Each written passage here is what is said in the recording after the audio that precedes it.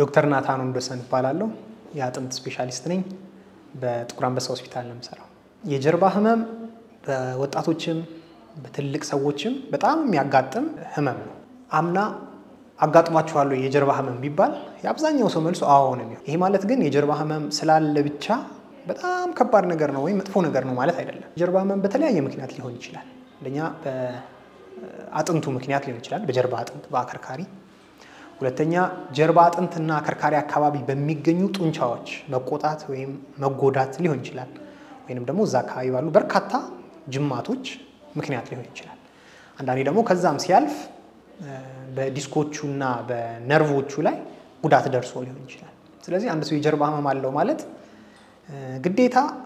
የነርቭ ህመም አለበት ወይንም ደግሞ በጣም ከባድ የማይድን ነገር አለው ማለት አይደለም ስለዚህ ደረጃዎች አሉት አብዛኛውን ጊዜ ከ90% በላይ የሚሆን የጀርባ ህመም የጡንቻዎች የጅማቶችና ጠቅላላ ይሄ ከእንቅስቃሴ ጋር የተገናኘ ነው ወጣቶች ላይ አብሶ የሚከሰተው ማለት እድሜ የገፋ ሰው ላይ ሲሆን አጥንቶቻቸው ላይ የተወሰነ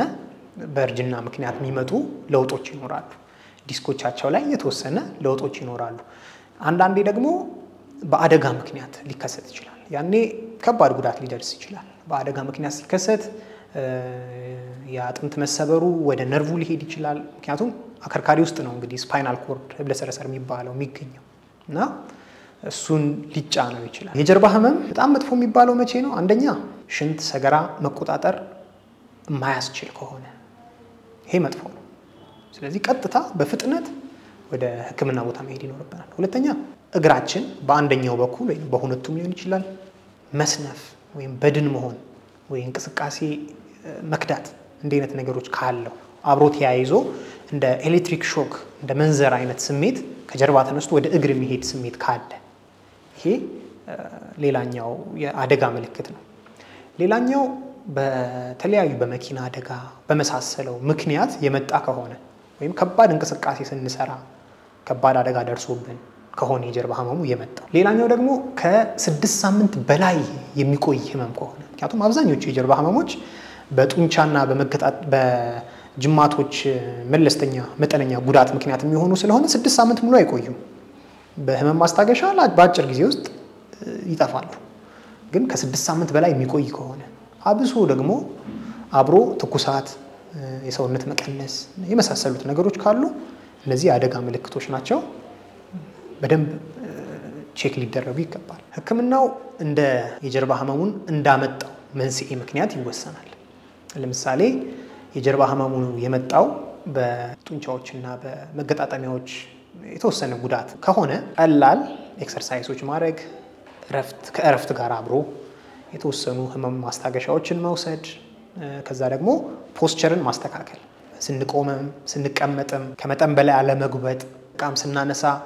ለጀርባችን ጥንቃቄ ያደረግን መሆን አለበት እና እነዚህን የምናደርግ ከሆነ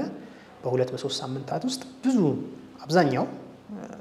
ጀርባ ህመም ይጠፋል ሌላኛው በጣም ወሳኝ ነገር እንቅስቃሴ ነው እንቅስቃሴ ማለት እንግዲህ አጥንቶች አሉ ጅማቶች አሉ ጡንቻዎች አሉ እነዚህ ጡንቻዎችና ጅማቶች የሚጠነክሩት ጥሩ የሆነ የኮር ስትሬንግዝ ወይንም ደግሞ የጀርባ አካባቢ ያሉ ጡንቻዎች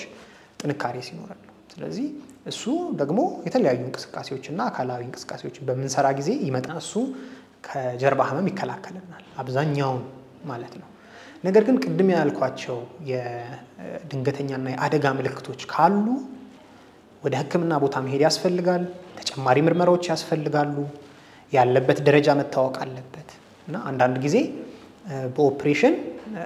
ነርቭ የተጫነ ነገር ካለ እሱን መመለስ እና ጥሩ አድርጎ እሱን በኦፕሬሽን ማስተካከል ግዴታ ሊሆን ይችላል መጠንቀቅ ከህክምና ይቀርማል ይበልጣል